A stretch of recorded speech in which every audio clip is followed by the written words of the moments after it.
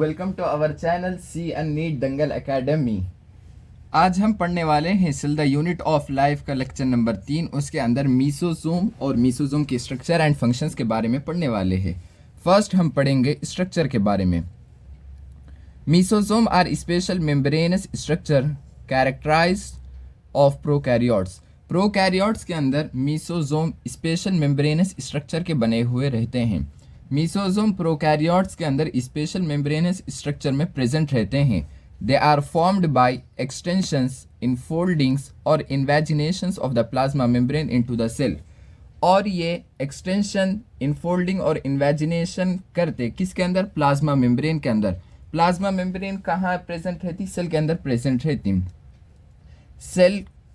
Cell अगर animal cell है तो उसके अंदर सेल वॉल प्रेजेंट नहीं रहती, सेल मेम्ब्रेन प्रेजेंट रहती है। और अगर प्लांट सेल है तो सेल वॉल भी प्रेजेंट रहती है और सेल मेम्ब्रेन दो भी प्रेजेंट रहती है। तो जो सेल मेम्ब्रेन है या प्लाज्मा मेम्ब्रेन है या साइटोप्लाज्मिक मेम्ब्रेन है, उसके एक्सटेंशन या इनफोल्डिंग या इन्वेजिनेशन से जो स्ट्रक्चर बनता उसे हम मीसोजोम बोलते हैं। These extensions occur in 3 forms. और ये जो एक्सटेंशंस है वो 3 फॉर्म्स के अंदर हो सकते हैं। Number 1 vesicle, number 2 tubules, number 3 लैमेले। Mesosome क्या है? एक स्पेशल मेम्ब्रेनस स्ट्रक्चर है। और किसके अंदर है वो? प्रोकैरियोट्स के अंदर मीसोजोम एक स्पेशल मेम्ब्रेनस स्ट्रक्चर है। और ये कैसा बनता? जो प्लाज्मा मेम्ब्रेन है सेल की, वो प्लाज्मा मेम्ब्रेन के अंदर एक्सटेंशंस तो भी होना या इनफोल्डिंग्स होना या इन्वेजिनेशन होना, इन सभी से मीसोजोम बनता। मीसोजोम के अंदर 3 स्ट्रक्चर पाए जाते। नंबर 1 है वेसिकल, नंबर 2 है ट्यूब्यूल्स, नंबर 3 है लैमेले। फंक्शंस, इसका फंक्शन क्या है? मीसोजोम का फंक्शन क्या है? Increase the surface area of the plasma membrane. ये सरफेस एरिया बढ़ाता प्लाज्मा मेम्ब्रेन का। कौन? मीसोजोम। मीसोजोम सरफेस एरिया बढ़ाता प्लाज्मा मेम्ब्रेन का। Increase the surface area of the plasma membrane. Second point है इंक्रीज द एंजाइमेटिक कंटेंट। और ये जो भी एंजाइमेटिक कंटेंट रहता उसे भी बढ़ाता। Number 3 help in cell wall formation. और ये सेल वॉल फॉर्मेशन में हेल्प करता। मीसोजोम सेल वॉल फॉर्मेशन में हेल्प करता। और दूसरा काम क्या करता? एंजाइमेटिक कंटेंट बनाता। नंबर 3 क्या करता? सरफेस एरिया बढ़ाता। Number 4 help in DNA replication. ये डीएनए रेप्लिकेशन में भी हेल्प करता। And distribution to the daughter cells. और जो भी डिस्ट्रीब्यूशन होता डॉटर सेल्स को डीएनए रेप्लिकेशन हुए बाद, वो भी डिस्ट्रीब्यूट करता। कौन करता? मीसोजोम करता। मीसोजोम के काम क्या क्या है? सरफेस एरिया को बढ़ाना, एंजाइमेटिक कंटेंट को बढ़ाना, सेल वॉल फॉर्मेशन करना, डीएनए रेप्लिकेशन करना और उसे डॉटर सेल के अंदर डिस्ट्रीब्यूट करना। Number 5 help in respiration. और ये रेस्पिरेशन के अंदर भी हेल्प करता। Analogous to mitochondria in eukaryotes. और ये एनालॉगस रहता जैसा यूकैरियोट्स के अंदर माइटोकॉन्ड्रिया प्रेजेंट रहता। एक बार फिर से रिवाइज करेंगे। मीसोजोम के स्ट्रक्चर और फंक्शंस के बारे में पढ़ेंगे। मीसोजोम का जो स्ट्रक्चर है वो स्पेशल मेम्ब्रेनस स्ट्रक्चर का बना हुआ रहता। किसके अंदर? प्रोकैरियोट्स के अंदर। ये एक्सटेंशंस, इनफोल्डिंग या इन्वेजिनेशंस प्लाज्मा मेम्ब्रेन की जो होती सेल के अंदर उससे बनता। और ये एक्सटेंशंस 3 फॉर्म्स के अंदर प्रेजेंट रहते हैं। नंबर 1 है वेसिकल, नंबर 2 है ट्यूब्यूल्स, नंबर 3 है लैमेले। इसके फंक्शंस क्या क्या है? ये प्लाज्मा मेम्ब्रेन के सरफेस एरिया को बढ़ाता। नंबर 2 एंजाइमेटिक कंटेंट को बढ़ाता। नंबर 3 सेल वॉल फॉर्मेशन में हेल्प करता। नंबर 4 डीएनए रेप्लिकेशन में भी हेल्प करता। और जो भी डॉटर सेल्स के अंदर डिस्ट्रीब्यूशन है वो यही करता, मीसोजोम करता। नंबर 5 रेस्पिरेशन के अंदर भी हेल्प करता, जैसा कि यूकैरियोट्स में जो माइटोकॉन्ड्रिया है उसके analogue. Number 6 help in secretion process. यानी ये जो भी सेक्रीशन प्रोसेसेस होते उन सब में हेल्प करता। Note, in some prokaryotes like cyanobacteria there are other membranous extensions called chromatophores which contain pigments. थोड़े प्रोकैरियोट्स के अंदर, जैसा कि साइनोबैक्टीरिया का यहाँ एग्जाम्पल साइनोबैक्टीरिया है, तो साइनोबैक्टीरिया के अंदर दूसरा मेम्ब्रेनस एक्सटेंशन पाया जाता जिसे क्रोमैटोफोर कहते हैं। अदर मेम्ब्रेनस एक्सटेंशंस पाए जाते। इसके अंदर क्या प्रेजेंट रहता? क्रोमैटोफोर के अंदर क्या प्रेजेंट रहता? क्रोमैटोफोर के अंदर पिगमेंट प्रेजेंट रहता। थोड़े प्रोकैरियोट्स जैसे कि साइनोबैक्टीरिया, उनके अंदर मेम्ब्रेनस एक्सटेंशन पाया जाता जिसे क्रोमैटोफोर्स बोलते। क्रोमैटोफोर्स के अंदर क्या प्रेजेंट रहता, पिगमेंट्स प्रेजेंट रहते। प्रोकैरियोटिक फ्लैजेला, अब हम प्रोकैरियोट्स के फ्लैजेला के बारे में पढ़ेंगे। बैक्टीरियल सेल्स में बी मोटाइल और non motile. Bacterial cells motile भी हो सकते और नॉन मोटाइल भी हो सकते, यानी बैक्टीरियल सेल्स के दो किस्म है, एक है जो मोटाइल है, सेकंड है जो नॉन मोटाइल है। If motile they have thin filamentous extensions from their cell wall called flagella. अगर वो मोटाइल है तो उनके पास थिन फिलामेंटस एक्सटेंशन पाया जाता, कहाँ से, उनका जो सेल वॉल है वहाँ से पाया जाता, जिसे फ्लैजेला कहते हैं। अगर मोटाइल बैक्टीरिया है तो उनके सेल वॉल से एक फिलामेंट थिन फिलामेंटस एक्सटेंशंस निकलते, उसे हम फ्लैजेला बोलते हैं। Bacteria show A range in the number and arrangement of flagella, और बैक्टीरिया नंबर और अरेंजमेंट ऑफ फ्लैजेला जो है उसकी रेंज दिखाता। बैक्टीरिया के पास रेंज है नंबर और अरेंजमेंट ऑफ फ्लैजेला के। The bacterial flagellum is composed of 3 parts. जो बैक्टीरियल का फ्लैजेला है वो तीन पार्ट्स का बना हुआ रहता, 3 पार्ट्स का बना हुआ रहता। ये कौन सा, मोटाइल बैक्टीरिया जो रहता उसके पास फ्लैजेलम प्रेजेंट रहता। फ्लैजेलम किस चीज़ का बना हुआ रहता, थिन फिलामेंटस एक्सटेंशन का बना हुआ रहता, और वो कहाँ से निकलता, सेल वॉल से निकलता। अब हम इसके फ्लैजेलम के 3 पार्ट्स पढ़ेंगे। नंबर 1 है filament. Filament the longest portion, ये लॉन्गेस्ट पोर्शन है बैक्टीरियल फ्लैजेला का। उसके बाद extending from the cell surface to the outside, और ये जो सेल सरफेस है वहाँ से आउटसाइड यानी बाहर की तरफ एक्सटेंड करा हुआ रहता। सेकंड है हुक, और थर्ड है basal body. Bacterial flagellum 3 parts का बना हुआ रहता। नंबर 1 है फिलामेंट, नंबर 2 है हुक, नंबर 3 है बेसल बॉडी। फिलामेंट क्या है, एक लॉन्गेस्ट पोर्शन है और ये एक्सटेंड करा हुआ रहता सेल सरफेस से बाहर की तरफ। थर्ड है pili and fimbriae. Besides flagella, flagella के अलावा pili and fimbriae are also surface structure of bacteria. Pili and fimbriae ये दोनों बैक्टीरिया के और एक स्ट्रक्चर्स है, यानी फ्लैजेला को छोड़कर पीली एंड फिम्ब्रिए ये भी प्रेजेंट रहते बैक्टीरिया की बॉडी में। They do not play a role in motility. ये मोटिलिटी यानी मोटिलिटी और नॉन मोटिलिटी, इन दोनों के अंदर मोटिलिटी में हेल्प नहीं करते, ये नॉन मोटाइल है, इसलिए do not play a role in motility. कौन, पीले एंड फिम्ब्रिए। अगर फ्लैजेला आया तो वो मोटिलिटी में हेल्प करता। Pili are elongated tubular structure made of a special protein. Pili जो है वो एक इलोंगेटेड ट्यूबुलर स्ट्रक्चर है जो कि एक स्पेशल प्रोटीन से बना हुआ रहता। स्पेशल प्रोटीन का कौन बना हुआ रहता, पीले, और वो कैसे स्ट्रक्चर में प्रेजेंट रहता, इलोंगेटेड ट्यूबुलर स्ट्रक्चर में प्रेजेंट रहता। Fimbriae are small bristle like fibres sprouting out of the cell. Fimbriae एक स्मॉल ब्रिजल लाइक फाइबर्स है जो कि सेल से स्प्राउट होते। फिम्ब्रिए क्या है, एक स्मॉल ब्रिजल लाइक स्ट्रक्चर है जो सेल के बाहर निकलते। यहाँ sprouting out of the cell यानी सेल के जो स्ट्रक्चर हैं सेल वॉल से बाहर रहते हैं। In some bacteria they help the bacteria attach to. Bacteria के अंदर जो बैक्टीरिया का प्लेयर रहता, फिम्ब्रिए रहता, वो अटैच होता किस किस से, रॉक्स इन स्ट्रीम से, और सेकंड है होस्ट टिश्यूज से। फर्स्ट है रॉक्स इन स्ट्रीम, सेकंड है host tissues. Prokaryotic ribosomes. In prokaryotes, ribosomes are associated with the plasma membrane of the cell.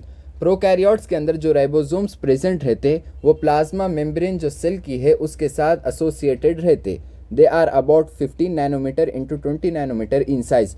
उनका जो साइज़ है वो 15 नैनोमीटर से लेकर 20 नैनोमीटर साइज में रहता। दे आर मेड ऑफ 2 सब यूनिट्स, और ये 2 सब यूनिट्स के बने हुए रहते। एक है 50S सब यूनिट, सेकेंड है 30S सब यूनिट। ये दोनों से मिलकर क्या बना हुआ रहता, फिम्ब्रिए बना हुआ रहता। Together these sub units form the 70S prokaryotic ribosomes. ये दोनों मिलकर 70S प्रोकैरियोटिक राइबोसोम्स बनाते। यानी जो प्रोकैरियोट्स है वो प्रोकैरियोट्स के अंदर जो राइबोसोम्स प्रेजेंट रहते वो 2 यूनिट्स के बने हुए रहते। एक है 50S, दूसरा है 30S, और दोनों मिलकर कितना बनाते, 70S सब यूनिट बनाते।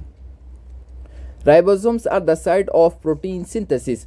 राइबोसोम्स एक साइट है प्रोटीन सिंथेसिस करने के लिए। प्रोटीन सिंथेसिस की कौन सी साइट है, राइबोसोम्स है। Several ribosomes may attach to a single mRNA to form a chain called polyribosome या पॉलीसोम। बहुत सारे राइबोसोम्स एक जगह अटैच होते, उस अटैच होने वाली जगह को हम mRNA बोलते। जब वो mRNA के साथ सेवरल राइबोसोम्स अटैच हो जाते तो वो एक चेन बनाते जिसे हम पॉलीराइबोसोम बोलते, या फिर उसका सेकंड नाम है पॉलीजोम। पॉलीराइबोसोम और पॉलीजोम, पॉली यानी एक से ज़्यादा, पॉली मनी, और राइबोसोम यानी राइबोसोम्स जो दो सब यूनिट्स के बने हुए हैं 50S और 30S। पॉलीजोम और पॉलीराइबोसोम ये सब एक mRNA पे अटैच होते। The ribosomes of a polysome translate the mRNA into proteins. जो पॉलीजोम है राइबोसोम, यानी राइबोसोम्स जो पॉलीजोम बनाए वो पॉलीजोम mRNA को प्रोटीन्स में कन्वर्ट कर देते, ट्रांसलेट कर देते। Inclusion bodies, prokaryotes have unique structure called inclusion bodies. Prokaryotes के पास एक यूनिक स्ट्रक्चर पाया जाता जिसे हम इंक्लूजन बॉडीज कहते हैं। इंक्लूजन बॉडीज किस में पाए जाते? प्रोकैरियोट्स के अंदर पाए जाते, सिर्फ प्रोकैरियोट्स के अंदर पाए जाते, और वो एक यूनिक कैरेक्टर है प्रोकैरियोट्स का। These are reserve materials stored in the cytoplasm.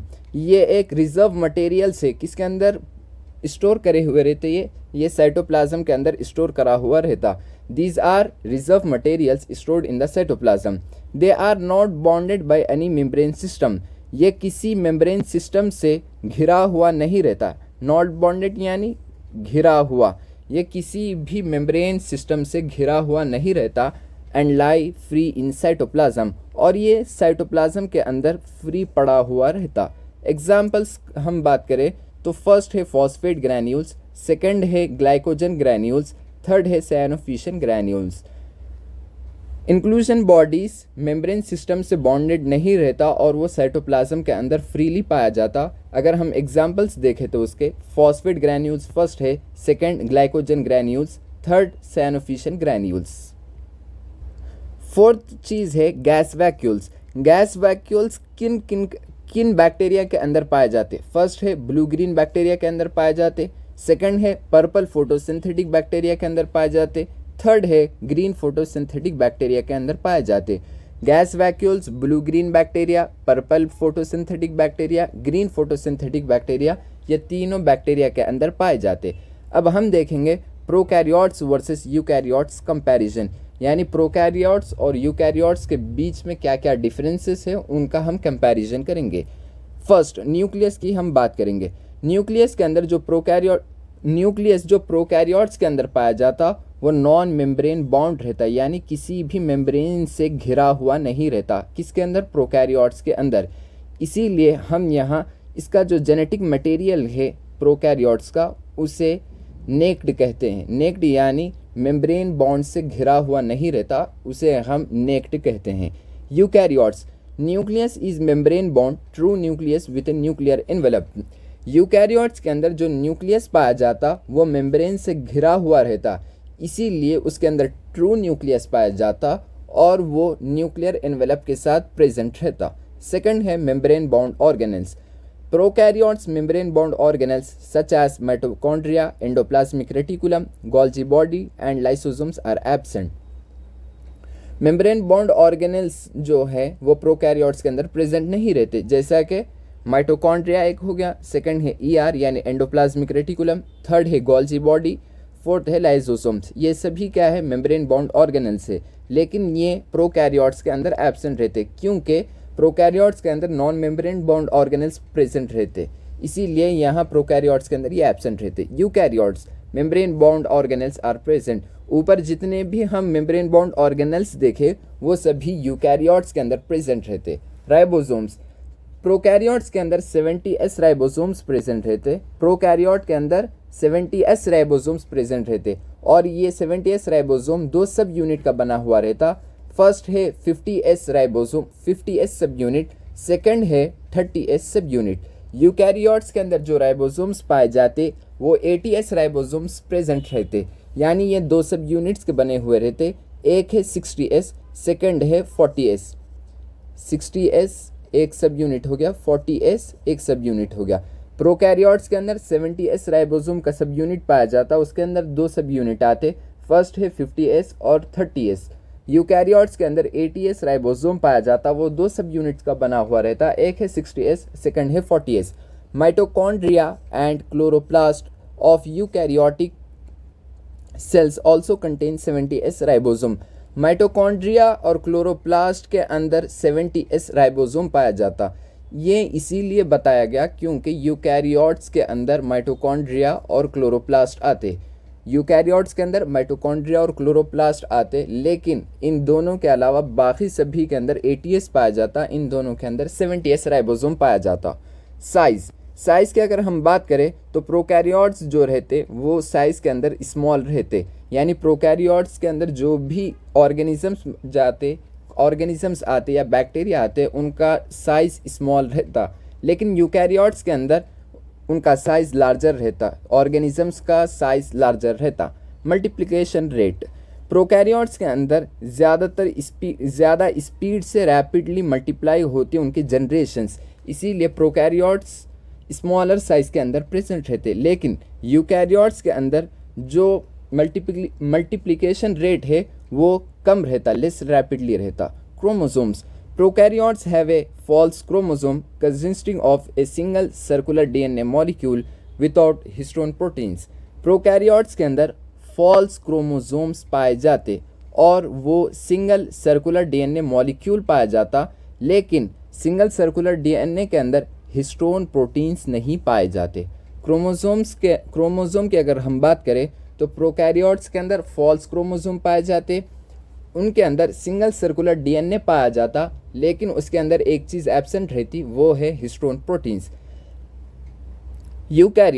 Eukaryotes have true chromosomes, eukaryotes के पास ट्रू क्रोमोसोम्स पाए जाते कंसिस्टिंग ऑफ लीनियर डीएनए, इनके अंदर लीनियर डीएनए पाया जाता। प्रोकैरियोट्स के अंदर सर्कुलर डीएनए पाया जाता, यूकैरियोट्स के अंदर लीनियर डीएनए पाया जाता, और लीनियर डीएनए वो हिस्टोन प्रोटीन्स के साथ प्रेजेंट रहता। प्रोकैरियोट्स के अंदर सर्कुलर डीएनए पाया जाता और वो विदाउट हिस्टोन प्रोटीन्स के प्रेजेंट रहता, लेकिन यूकैरियोट्स के अंदर लीनियर डीएनए पाया जाता और वो हिस्टोन प्रोटीन्स के साथ प्रेजेंट रहता। Thank you so much for watching this video.